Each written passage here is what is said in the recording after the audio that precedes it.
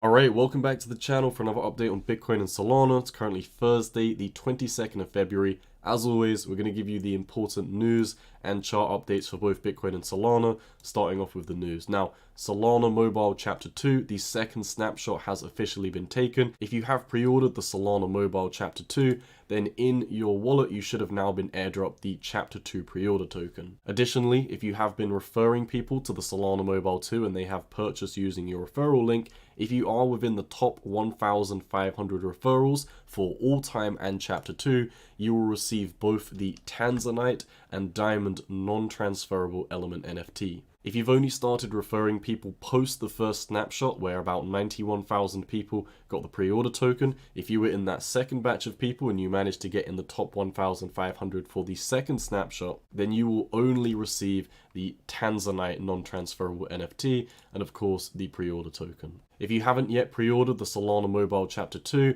and you are wanting to do that, it is still a price of $500 for an early adopter. I highly recommend, if you haven't got one of these, to come over and pre-order them already. There's probably going to be lots of airdrops and incentives coming for this, so if you are going to pre-order this, make sure you use my referral link. I will leave that down below. Moving on to some NFT news from Mad Lads. If you do hold a Mad Lads, you want to check your backpack wallet because you would have received a whitelist badge. Now this is quite interesting because recently Armani from Backpack and Mad Lads has been hinting at a Mad Lads second collection. And considering the floor price of Mad Lads is currently around about 200 Solana and keeps on going up to the upside, I think there's going to be a very, very high amount of demand for a second collection because a lot of people are probably already priced out of the original collection. I'll keep you up to date if there is a second collection. If you do manage to get a whitelist token, I definitely think it's worth minting and keeping this collection. If not, get one on the secondary market. We'll talk about that closer to the time. A daily reminder to claim your droplets, which come every 6 hours from Drip. And another quick reminder that the Degenerate Trash Panda collection has been acquired and is currently being taken over and transitioning fully to the Degen Ape Academy. So this is one project which I'm extremely bullish on, one of my favorite profile picture collections on Solana. I think this is going to do very, very well when some more details roll out for this. So that's the Solana news that you need to know. Let's now move on to the Bitcoin segment. In terms of the Bitcoin ETF flows, we had a little bit of a negative day yesterday on the 21st. If we do come into the cumulative flows, you can see so far the total ETF outflows for yesterday were cumulatively negative 88.1 million. Now do bear in mind at this moment in time, the numbers for yesterday on Fidelity have not been released, so this number may change slightly. So what could be one potential reason why we had a negative day, one of the only negative days we've seen in the past 2 weeks or so?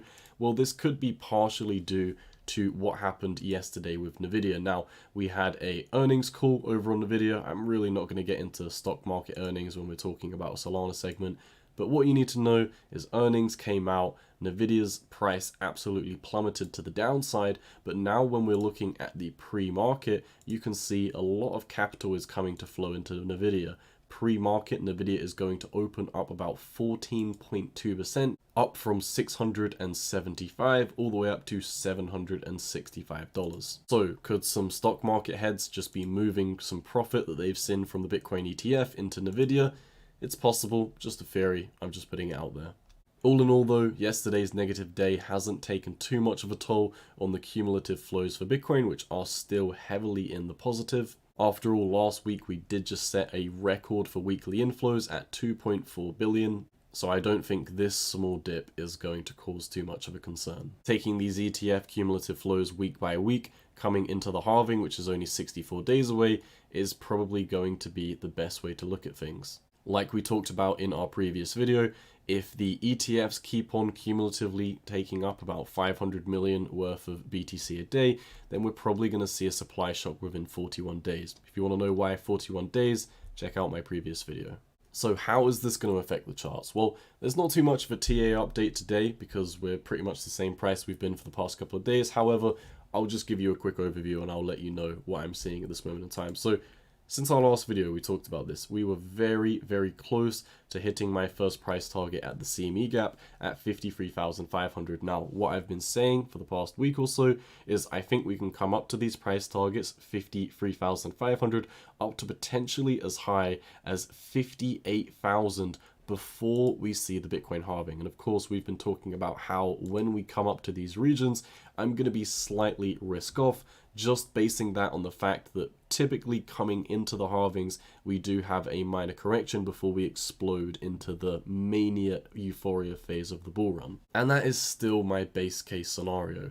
Last week, if we clear up this chart, we talked about how if we come over to the weekly time frame, for the first time ever, Bitcoin has just managed to very seamlessly close a weekly candle body above the macro 618 Fibonacci from the high to the low, high to the low, high to the low, from previous bull run tops to bear market lows. Now you can see during the second halving, we had a brutal correction. It took a very long time for us to get back above the 618.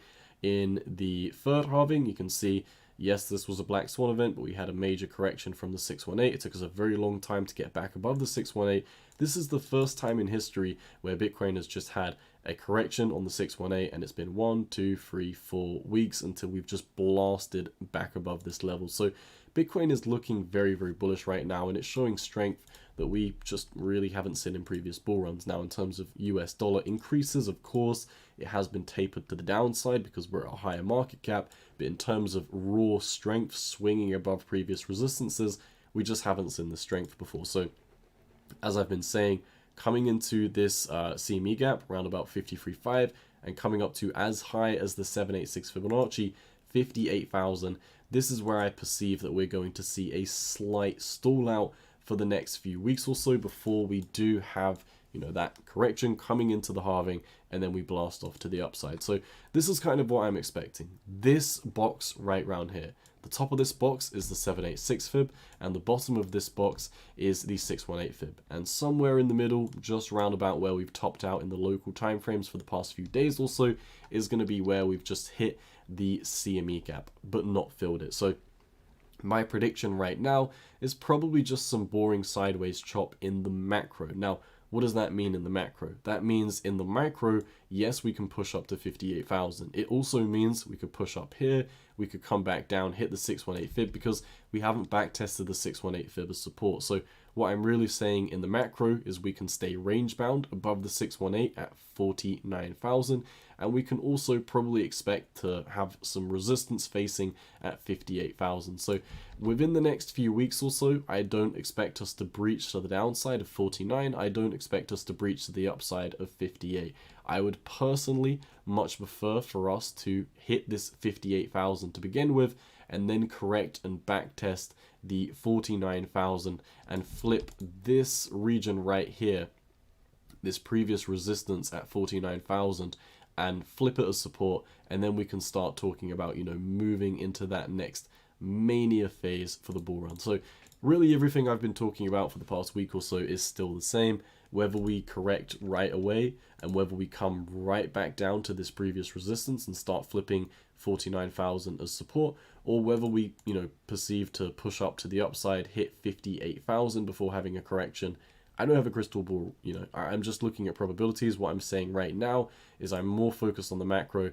I'm kind of just looking at this region right here, noticing that we are a little bit overextended on quite a few metrics, such as the daily time frame. If we're pulling up the daily, you can see the stochastic RSI on the daily time frame is quite topped out right now, and in the lower time frames, it's really decision time. On the 4-hour, it's quite nice how we've allowed the 4-hour EMA ribbons to completely catch up to us. On the daily time frame, they do still have some catching up to do. They are kind of sitting at this previous resistance right here. So all in all, I probably see us hitting 49,000 at some point in time.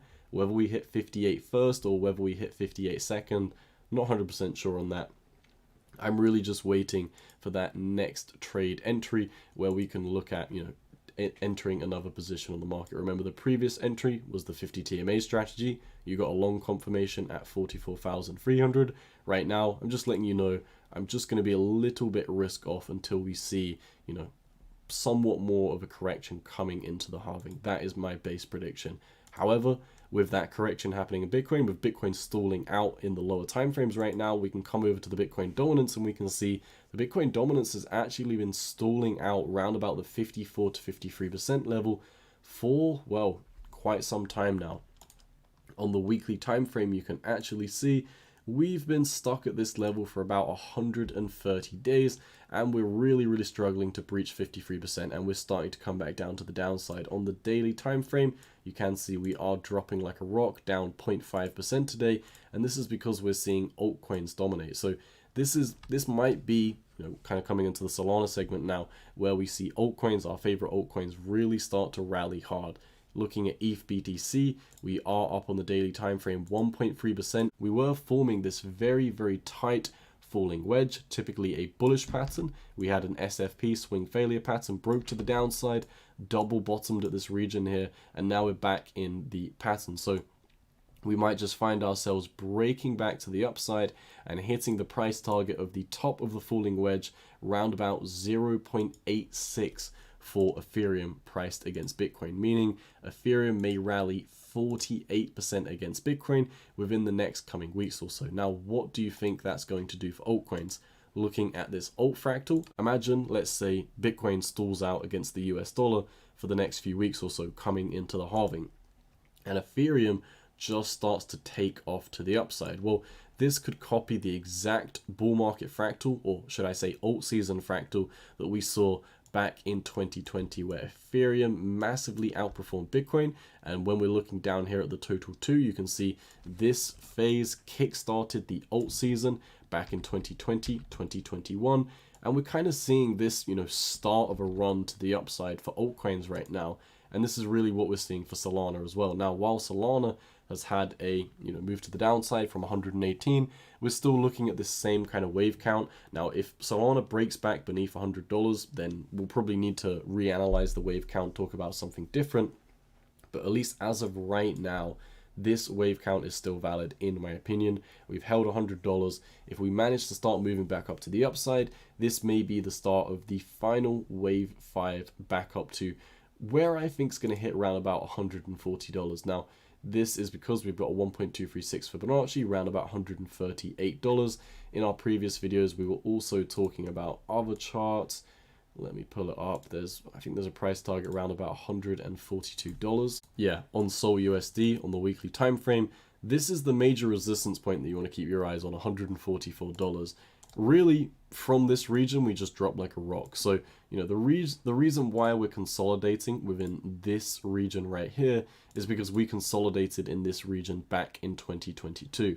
As soon as we break to the upside of this local top, around about $118, there's nothing holding us back until $144. And then at that point, there's nothing holding us back until $165, $206, etc. Now, of course, we'll have corrections on the way, but at least in terms of the microwave count, what I'm looking at, $140 approximately is where I think Solana is heading to next, according to this wave count and a plethora of other TA. If Solana does break $100 though, we'll have to look at price targets down here, starting off with a 786 fib at $97, and also the 618 fib from this low to this high, around about $93. As long as Solana holds above the $100 mark very strongly, I don't see any reason why this can't be the low and Solana can't start moving back up to the upside. So that's all I've got for today. Probably extended the TA section for longer than I needed to. However, I probably just went off on a rant for a little bit talking about the Bitcoin dominance and tying everything together. But nonetheless, I'll leave it here. That's all I've got for you today. If you have enjoyed the content, on the way out, smash that like button. See you in the next one. I'm out. Peace.